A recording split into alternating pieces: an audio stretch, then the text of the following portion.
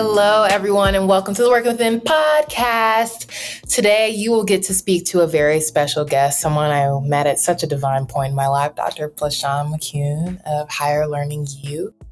Dr. Plashan, oh man, the first time I met her, I was in a season of my life where I was so far away from my purpose. We reconnected in a phase of my life where I am moving closer to my purpose, and we've just had a very great spiritual time getting to know each other and just learn about how to operate from the heart and accept it and listen to it and build strong relationships with God and the divine. So this woman has she's a messenger, and she has a very strong connection with the higher power. So every time I talk with her, she is shedding light on something I needed to hear. And so in this conversation, I'm honored to facilitate this and working within this experience for you.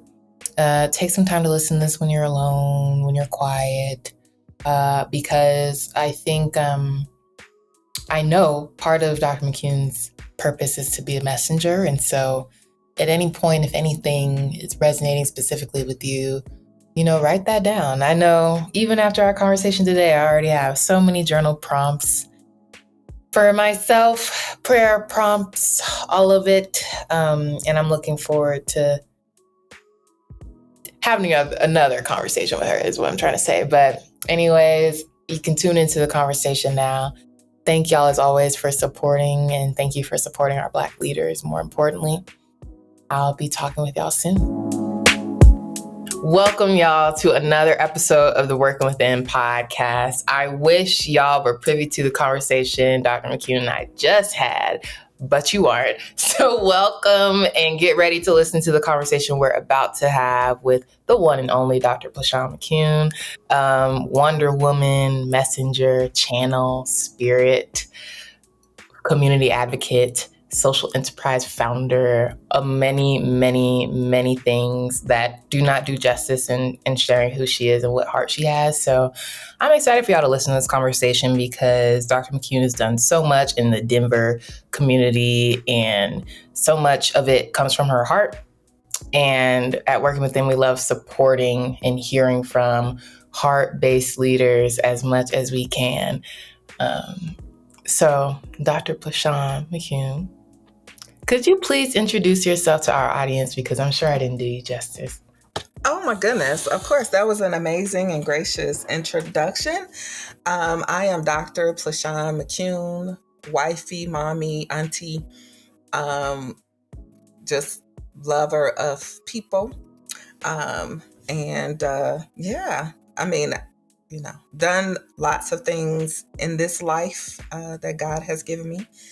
But just enjoying being here. Happy to be here. Y'all, I just told her she doesn't need to have a short introduction. And look what she did. What do you want to know? I mean, we could go in lots of directions here. So, just what you want to know. What do people need to hear today? People need to know how you're spending most of your time, and also your zodiac sign. That is important. Okay. So I am a Cancer. July 9th is my birthday, specifically. So feel free to send gifts, encouragements, affirmations, all are welcome. Where I spend most of my time is trying not to be stressed out. I run Higher Learning U, which encompasses the African American Young Ladies Summit Program, and a lot of other stuff that we'll get into. It's under Higher Learning U. The African American Young Ladies Summit Program is the primary program that actually does take up most of my time. And then the other organizations are the Black Homeownership Project and Higher Learning U Press, which is where my book is. And is What's the name of your book? Oh, it's okay. Trauma is backwards on the screen, I think, but trauma and post-secondary success, which we could have a whole conversation about the why that book is, and what it can do to help any organization, but especially those working in education. And I think I already said the Black Homeownership Project. Yeah, I think that's. And then I also sit in leadership with the Urban League. Yes, she does. With you, Dr. McCune, you are test round 1. So sorry, but not sorry. Because the next question I have for you is kind of, you are doing so many things and you invest so much of your energy into each of them. Like, you're not just checking boxes here. Like, these are things you care about, like home ownership, like girls, their well-being, their safety. What do you understand to be right now? What is your why? Like, what do you feel through all of these experiences is your purpose in doing all those things? Oh my goodness. So my name, you call me Dr. Plashan, not Dr. McCune, and that is the title earned, right, from the schoolwork and everything. But my name, God-given name, is Plashan, and my mother gave me that name. And that essentially means God's gift. And so I take that seriously because I am not supposed to be here. My mother was told that she would not be able to have children. So she had me. And so, she had my 2 brothers after me, but she wished she'd have stopped at me. But anyway, no, I'm just kidding. Just in case my brothers hear that. Just kidding. But anyway, I take my name seriously. And I do believe that the things that God has allowed me to experience in my life, taken me through, and not just allow me to survive, but allow me to thrive because of those things that I had to persevere through. I think that every day is my gift to give to others. So. Oh, seriously. Yeah. OMG, y'all. She is shattering my world all the time. Okay. She is the messenger. Let's just say that. So you said, and absolutely, doctor is the title earned, and we love that. How can you tell us more just about what did you study, and then how has that helped you move into the world you're in now, leading nonprofit organizations? So I started my education, higher ed, at the University of Illinois, and I got a degree in human development and family studies. My initial goal was law. God changed that, I think, my junior year. As I was a juvenile detention officer at the time, I was part of the Minority Association for Future Attorneys. So for those who are interested in careers, make sure you dig deep and get into those areas and find out if that's really for you before you invest all that time, first of all, and then the money that goes into it. And then as a result of those interactions and experiences, I decided to change to human development and family studies because I actually essentially wanted to change the world, and I didn't know that. And so my mentors said to me I would be an alcoholic, a drug addict, or something addictive because I would be so depressed. That's what they told me. And actually, looking back now, I actually see that probably would have been the case because I'm a mover, shaker, get it done, don't talk about it, let's do it, or okay, we talked about it enough. Yeah. Now let's make it happen. And they were like, oh my gosh, you'll be so depressed because law, first of all, it either doesn't change or it takes forever, depending on whose office and who's in Supreme Court and who's, all those things. And I wanted to fight for the underdog. I wanted to fight for those who had no representation. So they were just like, oh, girl. Not here, blocked. They were like, nah, boo, nah, baby girl. I mean, they didn't say it that bluntly, but they shared some of their experiences and they shared their colleagues' experiences. And so I was like, okay, maybe not. Because my ideal was like Perry Mason, because that's the only, at the time, really the prominent lawyer. So I didn't see a lot of Black attorneys at the time that I could really dig. Although I'm from Chicago, so I knew that there were Black attorneys, but I didn't really have anyone intimately in my life to help me navigate understanding that whole area. So anyway, so that was my undergrad. And then I got my master's in mental health therapy. So I'm a mental health therapist. And then I got certifications in and licenses in school counseling. And then a doctorate in educational administrative leadership. So now, how did that help me lead a nonprofit? Well, basically, all the education showed me was that if I put my mind to do something and worked hard enough at it, I could accomplish it. And I think that was what I learned through all of my education, and that God would take me through and get me what I needed. That was kind of like, education is kind of like jumping through a bunch of hoops to get to. The most relevant education for me, I would say, were my master's and doctorate degrees, because it was really things I wanted to know and to learn and was applying at the time. Like literally, when I was getting my master's in mental health, I was actually working at an organization doing mental health work. When I was getting the school counseling, I was actually leading a school counseling department. And so it was like, I'm in class learning about school counseling, already had the position, and then kind of co-teaching with my teacher who had not been a school counselor for like 20 years. So it was very interesting. And then I was in school leadership as I was getting my doctorate's degree as well.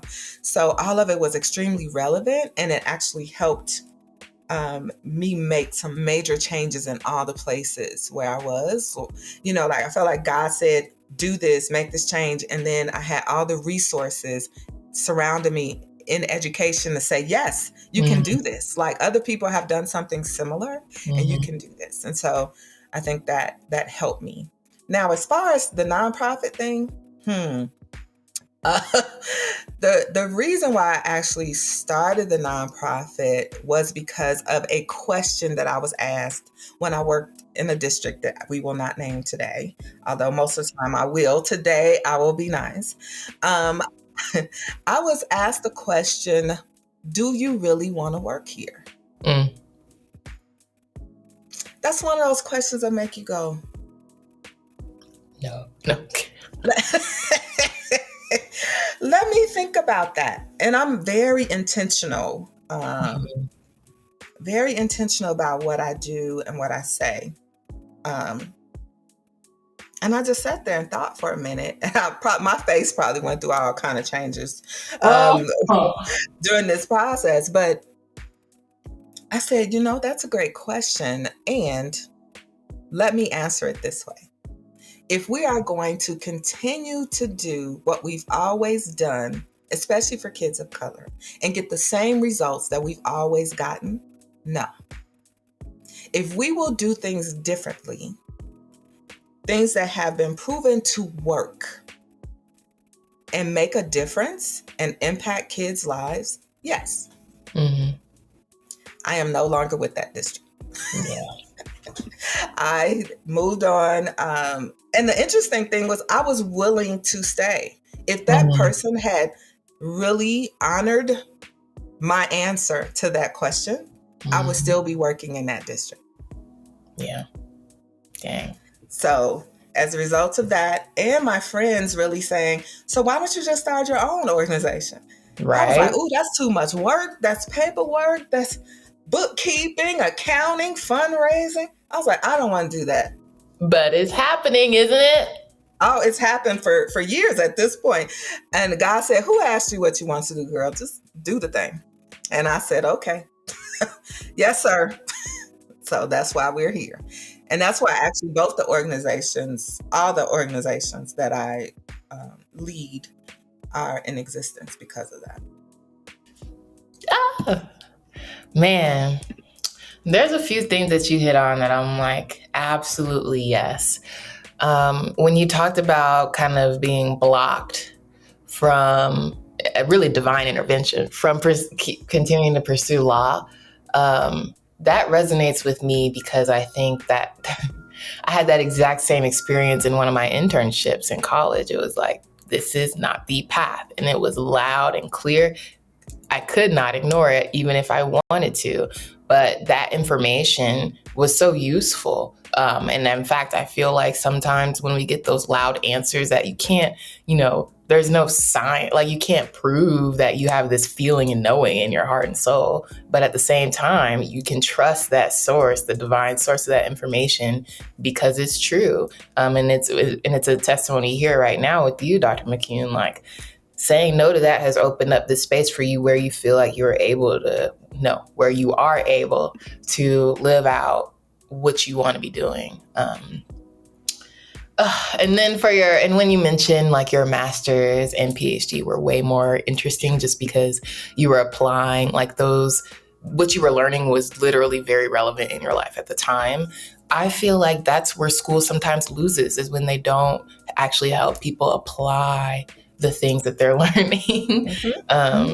So that's perfect that you were able to actually apply all that concept in real time. And y'all, she does apply them. Because I don't know why I forget. Every time I talk to Dr. McCune, man, I always forget that she is a therapist. But, what that really means is she's just, her heart is open enough that, you can have real conversations with her, and that's not common.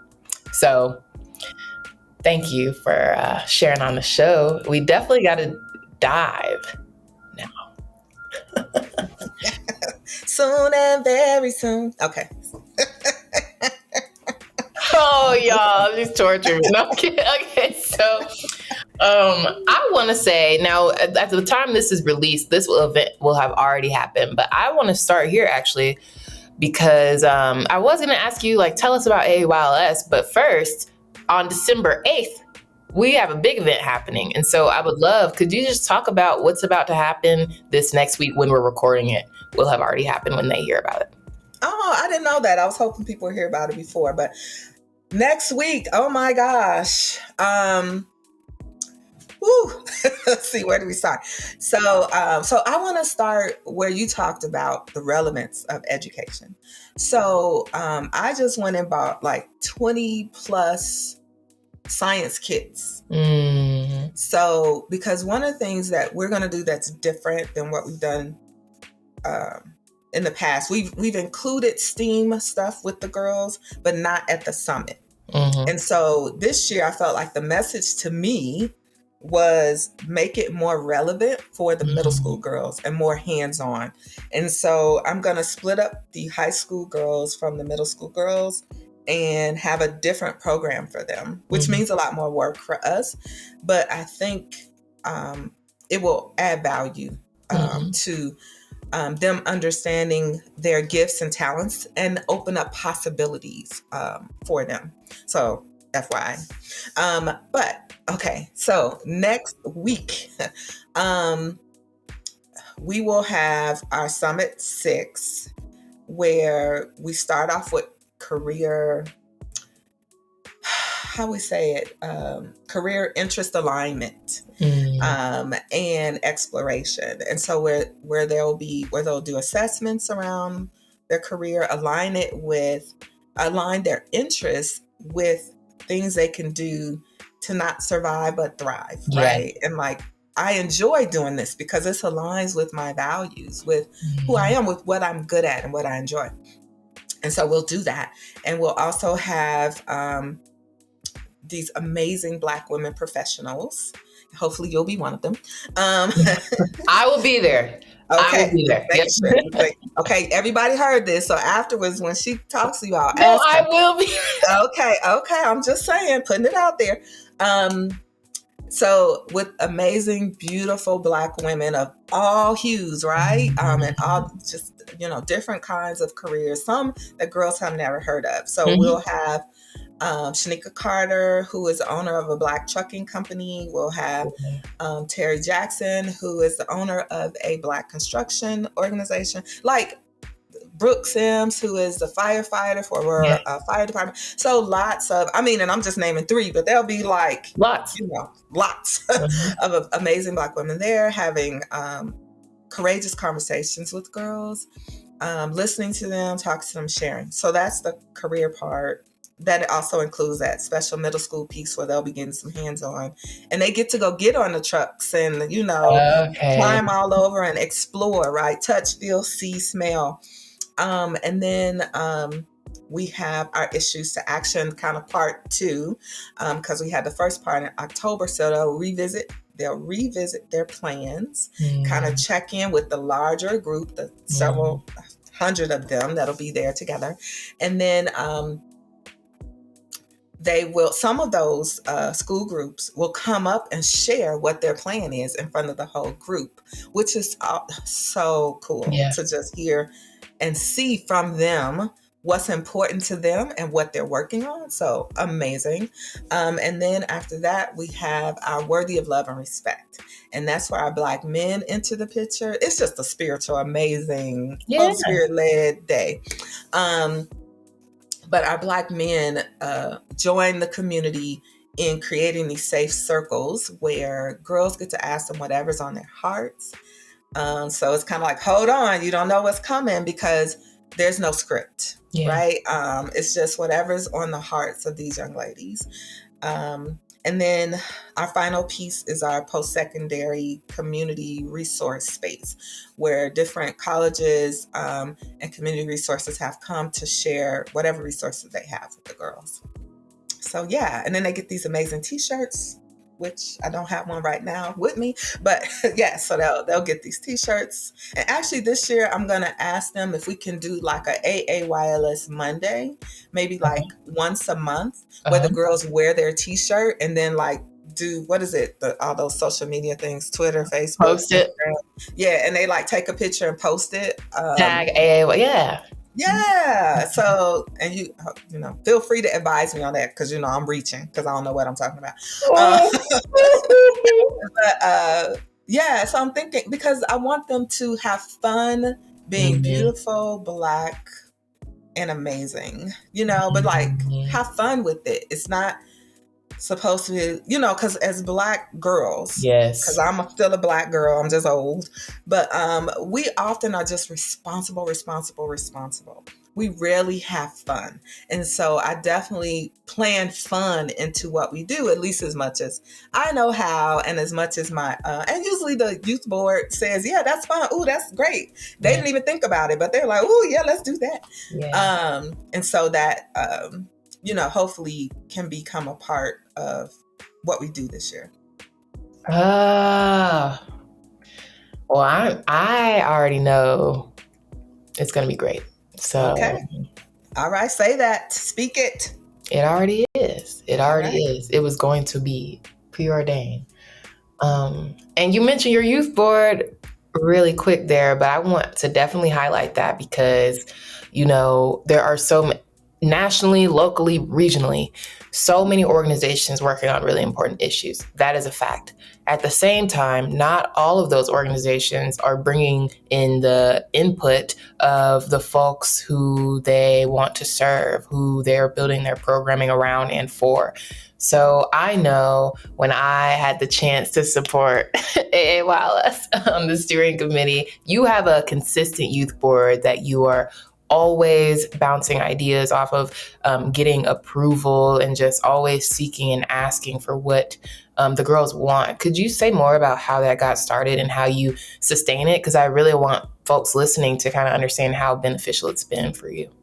Okay. So I thank you for that, and acknowledging that. So I would say the program started because of the girl's voice. So it was not going to be a program. So first of all, let's just make this clear. It was a one-day one-time career day thing. True. Where I was told, oh, you'd be lucky to get 30, max 50 girls there, and 160 of them showed up. Mm-hmm. And then I made this mistake of saying, what could we do better? What would help you become a better human? What would make your life, what you want it to be? And they told me, and I was like, oh, crap. Because I am not that person. And I know a whole lot of these kind of people that say, oh, give us feedback, and then ignore it and do whatever they want to do. Right. And so when they told me these things, immediately I got a group of girls together and said, this is what they said. What would this look like in a program? Yeah. Right. And they were like, oh, we can do camp. We can do this. We could do that. I was like, oh, my God. Where's all this money? Right, exactly. Where are the funds? Where are the funds? Because even on that day, it literally was put together by a shoestring. I was like, okay, well, I have this amount of money. I can pay for this. And let's see if I can get someone to donate the space. And so I went to one of my friends who was a school leader and said, he was like, whatever you need, because we were leaders together. So he was like, girl, please, whatever you need. And then another person in the district had a line for stuff like this. And they were like, well, I'll pay for the t-shirts and I got the food. And so that's how it started. It was not started as a program. It was because we listened to what the girls said, what was on their hearts. And that's how it all came to be. And so since then, I have tried to consistently bounce things off of them and say, okay, does this work? How could this be better? How should we change it next time? All those things, because I know I'm limited in my experiences and perspectives. And a lot of people have a lot more skills and insight than I do in different spaces. So let's bring those together and let's make something amazing. And so it has been great, but it also has been challenging. And so I understand how some organizations struggle with trying to get youth voice, because especially if you have amazing youth like I do, they're in everything.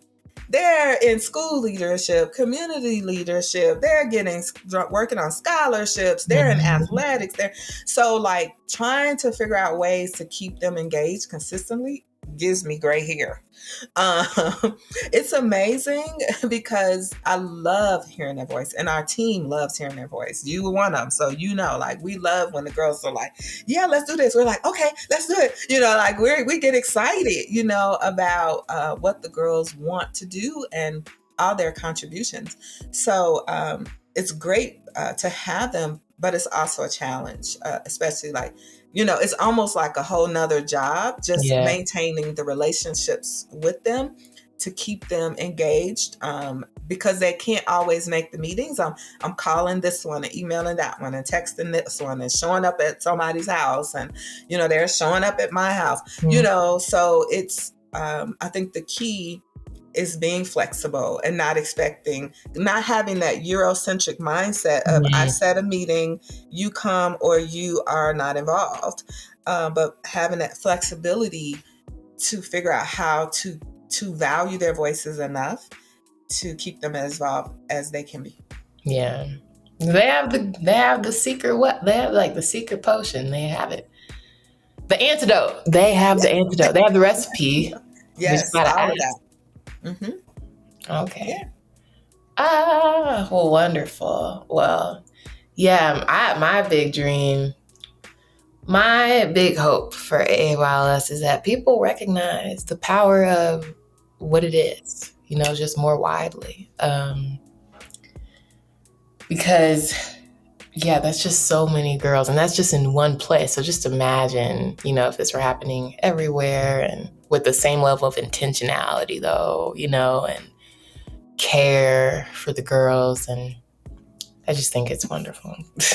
I think we could shake up the world if we were able to consistently, like you said, with that intentionality of sisterhood, of care for one another, and not just being about ourselves and stuff like that. Imagine groups all over the world, and there are pockets of girls that are involved with this across the world, including Uganda, right? But imagine someone really having, adults really having that intentionality about doing the work to bring them together. And then all those girls in those places doing issues to action and saying, these are the things we want to change. And then doing the work and leading that change. Like, imagine how much better our world would be. Mm-hmm. Like, mind blowing. Like, seriously. Like, when I see these girls in their groups and then their schools call me and like, oh, they're working on this. Can you help with that? Or we're doing this. They want to share it with you. You're like, oh my gosh, just amazing. So. No, seriously. And it's like one of the big themes in this conversation so far is just like commitment to change. Like you had to leave that place because, they weren't willing to change for the better, to make things better for the girls, for you, for what you were doing.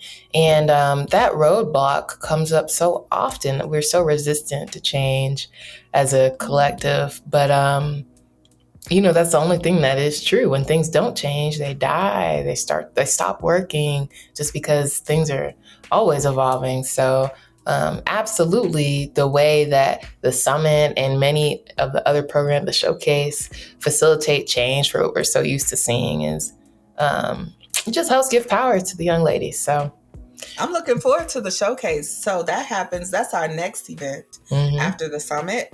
And so I definitely want to shout out that people contact us if they want to be part of it, like be on stage and share their spoken word, their dance, their whatever it is, their superpower. And I know that was one of the, whatever their talent is, whatever. And they can be all races. Girls, boys, old, young. Like we had infants still in diapers, part of the fashion show. We had white, Latino doing spoken word. It's all about demonstrating Black excellence. And so if whatever color, age you are, if you want to do something that demonstrates Black excellence, we want you to be part of it. Yeah. Whether that's on stage or backstage or sponsoring it or helping tickets or vendor or whatever it is, like, because to me, the way that we change the world is with arms open, not arms closed. Yeah. Unless you're doing Wakanda. But generally, like with our arms open, saying you are welcome to be part of my community as long as you are seeking to do good. You know what I mean? So, yes, and what good important for us and not just for you. For us, meaning the collective, all of us. That's an important distinction. As long as you are seeking to do good, because no. Are you? Are you really? No. Are you? No. It's the truth. There are so many events on the calendar, and not to mention there will be a leadership retreat for the girls as well. So it's just like every year of programming for these ladies that you are pulling together with your team. The team that keeps changing, but yes. Yes. So we all have the Global Leadership Retreat in Orlando. And that's going to be so exciting to just get the girls out of the city, out of Colorado, and just focus, no distractions, and focus on developing their leadership skills. And really, the main thing they're going to do is plan out the sister to sister event. Like that'll be like our focus, and then we'll do all kind of leadership and fun activities around it. But we want a solid plan. So that when they come back, they can hit the ground running with the sister to sister event, which will be from with our third graders up to college. And it'll be like physical challenges, conversations. We'll be talking about Black hair, Black skin, colorism, like all the things they want to talk about. We're going to teach and train them and practice with them on how to lead it so that when they come back, they are confident leaders and they are ready. It's so funny. I was with Hamilton Middle School and sharing with the girls, my vision and some of the things that I wanted them to be part of. And one of the girls asked me, she said, well, if I can't come to Orlando, can I still lead and help lead with the sister to sister event. And I was like, yeah, we'll just have to figure out ways to do it. And so the next weekend I came back and met with him. I said, I came up with some ways so that if you because you're not coming, you can still help lead. She's like, oh no, I figured that out. I'm coming. Oh, good. I was like, okay then. Yeah. So I'm excited. I'm excited because they're excited and they can see themselves differently. So anyway, so that's Global Leadership Retreat, sister to sister. And then in July, we go to Uganda. Mm-hmm. And so what it turns out is this is what this trip looks like. We're going to leave here and go to DC. Okay. In DC, we'll probably stay the night. And the next day, well, we'll figure out how to put this in. We'll go to the African American History Museum. Right. Which is just like, right. And so then we get on the plane from there to Uganda. So during this, so we're going to be gone like 10 days. Yeah. FYI. So then maybe more now, including the DC thing. But anyway, we're going to be in Uganda and then we take a bus ride to Rwanda. Okay. And we're going to be in Rwanda a couple days and leave from Rwanda coming back here. What? So, yeah. So it's going to be phenomenal. That is awesome. That's going to be awesome. And I'm looking forward to all the things that the girls bring back and hearing them share and then how they incorporate their change plans and implementing change as a result of these experiences. Yeah. It's just gonna do so much to their worldview and their mind, open it right up. Yes, mine too. I'm looking forward to just being rejuvenated, re-inspired to do great things. So how do you take care of yourself, Dr. McCune? Because we haven't even talked about the Black Homeownership Project. Oh yeah. How do I take care of myself? You know what? I would say God takes care of me, really, because I will, my schedule will be ridiculously booked. And then something cancels. Yep. Yeah. Or something is rearranged or something is delayed. And so it gives me time to breathe or rest or, recover. Yeah. But really, so I say that first. God takes care of me because sometimes I get stressed, like this schedule's crazy. And then I go, okay, but God's got me. And then it just falls into place and then it just happens. But having an amazing support system with my husband and I have a sister group called Just Be. They're super amazing. And actually a couple of them will probably be coming over today to help me deal with counting all these t-shirts and journals and paperwork and all this stuff. And, just having great people like yourself and my steering committee that is just encouraging and lifts me up and helps me get the work done. So, yeah, and having some beautiful daughters. I have beautiful, amazing daughters who they remind me of why I do this work because I want every parent and every girl to turn out like my daughters. Oh. So, because they're great. They're great human beings. I actually like them. So I don't just love them because they're my daughters. I actually like them and enjoy being with them and stuff like that. So yeah. And then the Black Homeownership Project. So the Black Homeownership Project is actually twofold. It's a nonprofit and a for-profit.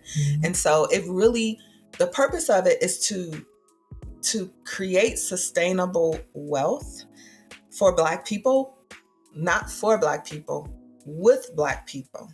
Okay. And when I say that, what I mean is that we come together collectively, put our money together collectively and help buy homes with and for other Black people. And then, so we're doing that and also building our own wealth and helping other generations of Black people build their wealth. But one of the biggest key components of the Black Homeownership Project is education. So it's not just education about how to buy a home. It's why you buy a home. You're going to get that tax break. You're going to help build a community. Your family will be grounded, right? You'll have something to pass on to your kids. They will learn to be part of a successful, productive member of the community as a result of this. They will learn how to do all these things to create, grow, and maintain their own wealth and pass it on to the next generation. And so my goal with the Black Homeownership Project is to continue to build this community that continues to grow and build each other. You know what I mean? Yep. Create, grow, and maintain. Yes. Wealth. Yeah. Because we get it. I had a family member that had a couple $1 million and who has been broke and even homeless after. And I'm like, that makes no sense. Absolutely no sense. And the thing is, a lot of us, we don't trust each other.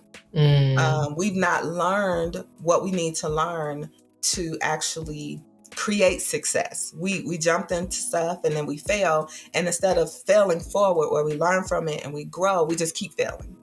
Right. And then we don't really help each other. Yeah. You know, it's all about getting mine. You know, and I understand that that's part of the slave owner's mentality. That's something that's embedded in us. But we can fight against that. We can re-educate ourselves and re-educate others as well. We can change.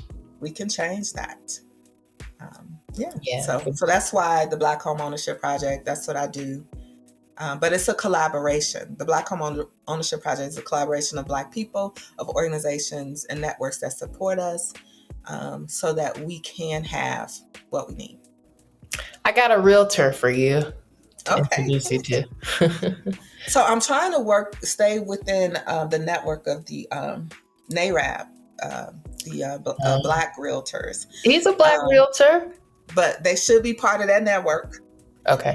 Because otherwise it becomes kind of crazy. And because we want the expectations clear for everyone that works with us, that we expect excellent service, and we want to make sure that they're referred in a sense like they already proven that they give excellent service. You don't start giving excellent service when you start working with us. You already give it, and then we bring you in as part of the network. NARAB. Are you going? Actually, we're recording an episode, but there's a gala coming up. So, oh, girl. Now, one of the questions you asked off screen was about my superpowers, and you actually said that when we started. Yeah. Can I speak to that? Absolutely. So it's funny that you asked that, because as part of what I do in mental health, and in talking about trauma, is actually saying that our traumas actually give us superpowers if we choose to be a superhero instead of a supervillain. Yeah. Oh, right. My so if God. you think about it, no, for real, think about that, because if you think about all the super hero movies, there's also a supervillain who's experienced trauma, right? Loss, bad things, not okay things happen to them. It's just one chose to use their challenges and do different, do for others, do good, and one said, well, I was hurt, so I'm gonna hurt everybody else. Yeah. Right. And so I think my superpowers are forgiveness, my faith in God, and my ability to love. So all those hurts have turned into those things in service of others. And if I was able to pick a superpower, like I would choose invisibility, super strength, and flight. Okay. So I can stop paying them airlines, all that. Oh my God. And so I can get up in places and hear what they're really saying, what they really want, how it's really going. And just be able to just do stuff quick and easy and not be so worn out. But yeah. Not be so worn out. Yes. High performance. I think I was in the bed by like 8:30 last night. I was like, I'm so tired. Oh, good. God, I'm so tired. So, yeah. You be putting out a lot of energy. But I felt what you said about God taking care of you. Like, I feel that same way. Things get canceled, moved around right when it's like, okay, I overbooked. I don't know why I did this. Right when I'm at that moment, it's like no show, cancellation, or I'm late. So yeah, those moments to breathe that you weren't expecting make you. And you go, praise the Lord. Makes you all the more grateful because it's like I didn't even know I needed this person to be late, like because otherwise. So yeah, I mean it's such a journey. I have one more question for you. And it is, what advice, based on what you learned and what you're currently doing, your whole journey that you've been on, what advice do you have to folks who are interested in doing something similar, maybe founding a nonprofit or, getting involved in some programming, or just doing more community advocacy type work?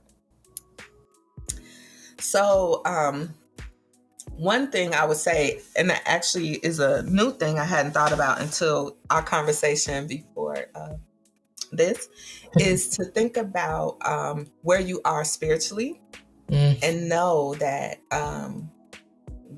if you are, this is because everybody isn't going to do this. If you're doing this, knowing that this is not from you, this is from God, then know that you will be challenged, that difficult things will happen and that you have to push through, right? Unless God is telling you to go a different way. And that's why the challenge is there. And that's when you ask for clarity. So I would start by that. and in a sense, that is saying, evaluate your why. Why are you doing this? If you're doing this for the money, stop now, go back to work, because especially if it's a nonprofit, it's difficult. It is difficult. If it's a for-profit and you have a funding stream, you have your production, all this stuff in place that is going to ensure your success, go for it. If it's all about that and it's not really a ministry or in service of others, it's about making money and all that stuff, then as long as you have all your suppliers and your retailers and wholesalers and all those things in place, go forth. But either way, ask why. Why am I doing this? Because if you don't really know why, when things are difficult, you'll just bow out. You'll be deuces. And that would have been a lot of money and time and other resources wasted. And maybe it was what you were supposed to do, but you didn't really get in tune with your why. And so it didn't keep you there. But starting off with that is super important, and really digging into, I am not quitting because I know why I'm doing this, right? My purpose. If it's a nonprofit, have a backup. And I'm not saying a backup so you can quit, but have a diverse sources of income, so that you're not just dependent on funders or somebody to be nice and donate money or give you money, because it may come, but it may not. Because a lot of times, I think I did maybe 10 applications for grants, and I think I got 3. And somebody told me that was great. And I thought, really? It's like, really? That's great. Do you realize how much time and energy I went into writing all that to get 3? Okay. And one of them I didn't even write a grant for. They were just like, we know you do get work. Where do we need to send a check? I was like, okay. Yeah. And that happens. But I think that happens when your why is really clear and people know, and they can see, not just in your words, because some people are good used car salesmen, but in how you live your life, that it is consistent with what you do.